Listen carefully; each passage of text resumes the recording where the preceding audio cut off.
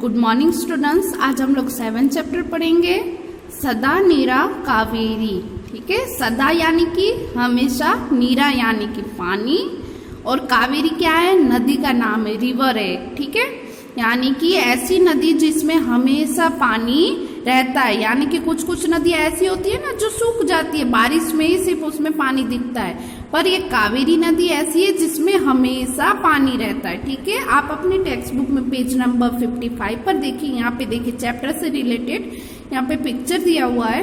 ये देखिए, ये लड़की है और उसके हाथ में देखो एक बुक है, उसमें भी लिखा है सदा नीरा कावेरी, यानी कावेरी से रिलेटेड एक ये बुक है, वो बच्ची पढ़ रही है। और ये कौन है? उसके दादाजी, दोनों बातें कर रहे हैं। अब हम चैप्टर पढ़ेंगे तो आगे समझेंगे। ठीक है, देखिए यहाँ पे, आज अध्यापिका ने गृह कार्य में कावेरी नदी पर एक प्रोजेक्ट बनाने के लिए दिया था। यानी कि ये बच्ची क्या कह रही है दादाजी से कि आज अध्यापिका यानी कि हमारे टीचर ने गृह कार्य यानी कि होमवर्क में कावेरी नदी पर एक प्रोजेक्ट, यानी कि जैसे हम लोग भी प्रोजेक्ट देते हैं ना हर सब्जेक्ट में, वैसे ही उसको एक प्रोजेक्ट मिला है। पर प्रोजेक्ट में क्या मिला है कि कावेरी नदी के बारे में उसको प्रोजेक्ट बनाना है।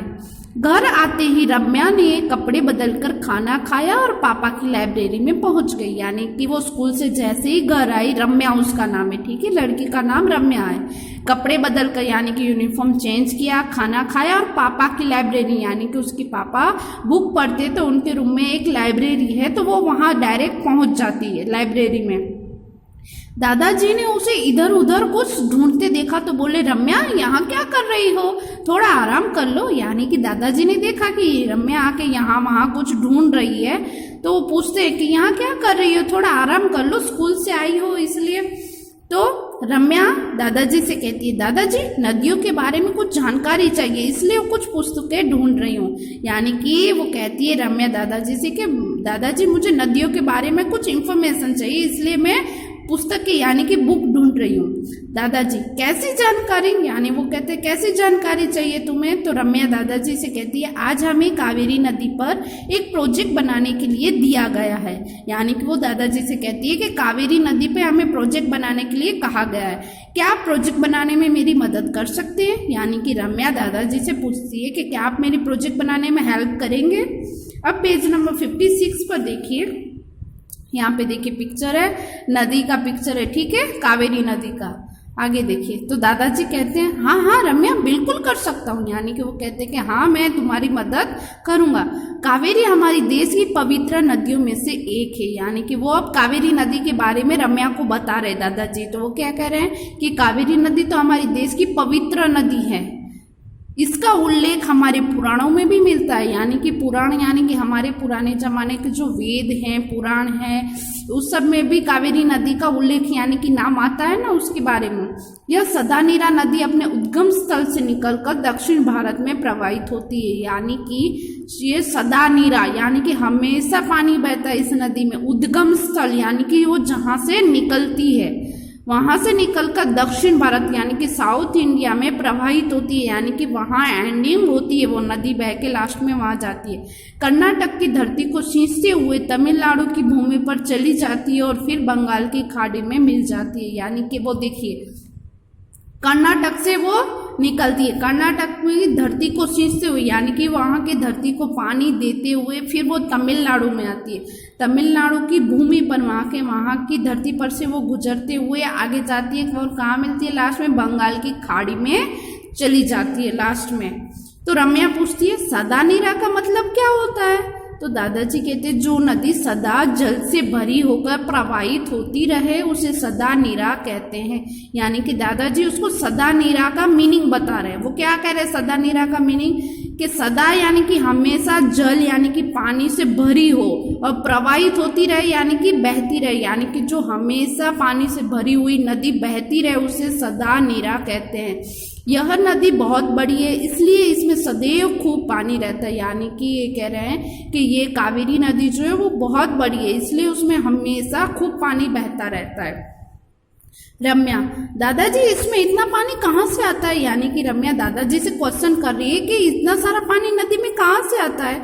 तो दादाजी उसको समझा रहे कि इसमें हरंगी, हेमवती, नोइल, अमरावती, सिमसा, लक्ष्मण तीर्थ, भवानी आदि छोटी छोटी नदियां मिलती हैं। यानी कि वो कह रहे हैं कि ये नदी में इतना सारा पानी कहाँ से आ रहा है, तो ये सब क्या है, नदियों का नाम है, जो छोटी छोटी नदियां, बड़ी नदियां नहीं है।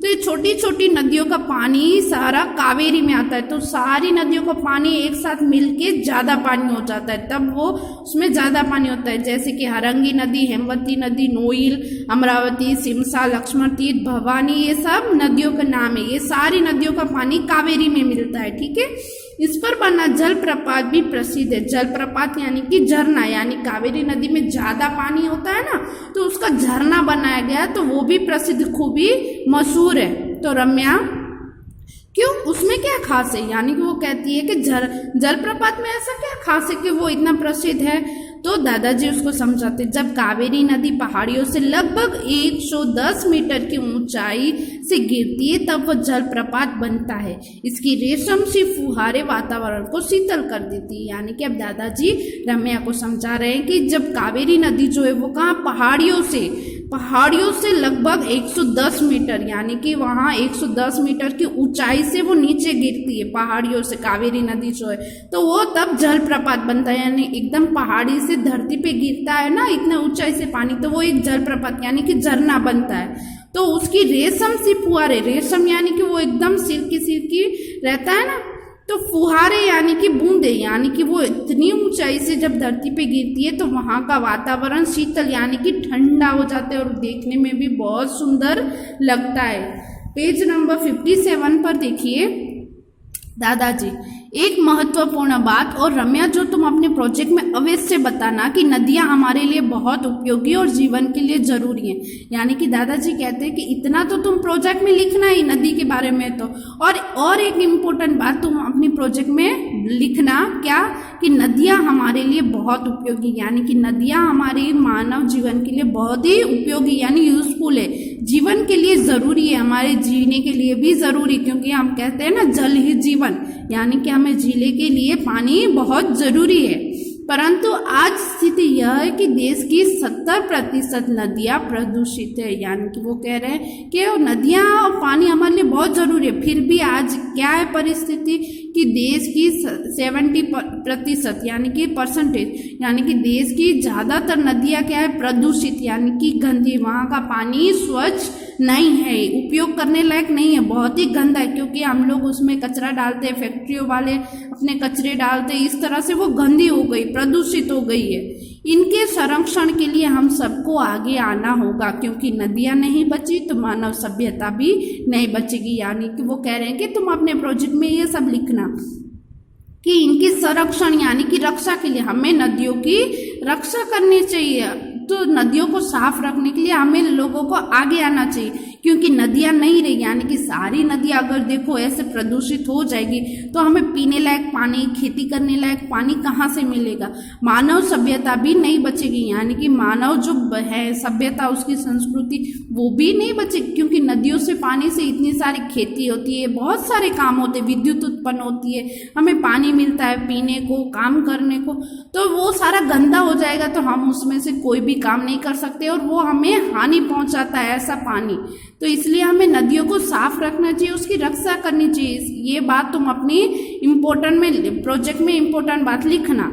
तो रम्या कहती, जी दादाजी, मैं अपने प्रोजेक्ट में केवल नदियों के बारे में ही नहीं बताऊंगी, अपितु इनके संरक्षण के लिए भी जागरूक करूंगी, क्योंकि नदियों की कलकल में ही जीवन है। यानी कि वो कहती है कि जी दादाजी, मैं अपने प्रोजेक्ट में सिर्फ नदी के बारे में नहीं लिखूंगी, बल्कि उसके संरक्षण यानी कि रक्षा के लिए भी और को जागरूक करूंगी, ठीक है, अवेयर करूंगी, ठीक है, जागरूक यानी कि नदियों को हमें बचाना है, उसकी रक्षा करना है, उसको गंदगी नहीं फैलानी है नदियों में, उसको साफ सुथरा रखना है, शुद्ध रखना है, क्योंकि नदियों के पानी में ही हमारा जीवन है, क्योंकि नदियां नहीं रहेगी तो हमें पानी भी नहीं मिल पाएगा, तो इसलिए हमें नदियों की रक्षा करनी पड़ेगी, वही हमारा जीवन है। तो दादाजी शाबाश रम्या, यानी कि वो रम्या की बात सुन के दादाजी रम्या को शाबाशी देने लगते कि बहुत अच्छा बात है, तुम अपने प्रोजेक्ट में ये लिखो, ठीक है। तो ये देखिए चैप्टर यहाँ पे पूरा हो गया। इस चैप्टर से हमने क्या सीखा, पहला तो ये सीखा कि हमने कावेरी नदी के बारे में जाना कि वो कहाँ से निकलती है, कहाँ जाती है, और जलप्रपात वो कैसी नदियां है, ठीक है, उसमें कौन कौन सी नदियां मिलती है, इसके बारे में जाना हमने। सेकेंड कि हमें नदियों को बचाना चाहिए, नदियों को गंदा नहीं करना चाहिए, क्योंकि नदियों में अगर हम लोग कचरा फेंकते, प्रदूषित करते तो लास्ट में हमें ही उसको यूज़ करना है, तो वो हमारे स्वास्थ्य के लिए बहुत ही हानिकारक है। तो हमें अपनी नदियों को, संस्कृति को बचाए रखने के लिए उसकी रक्षा करनी पड़ेगी और लोगों को जागरूक करना पड़ेगा, ठीक है। और पानी ही, जल ही जीवन है, हम सब जानते हैं, तो हमें पानी का कभी भी वेस्ट नहीं करना चाहिए और हमेशा उसको बचाने की कोशिश करनी चाहिए, ठीक है। Thank you.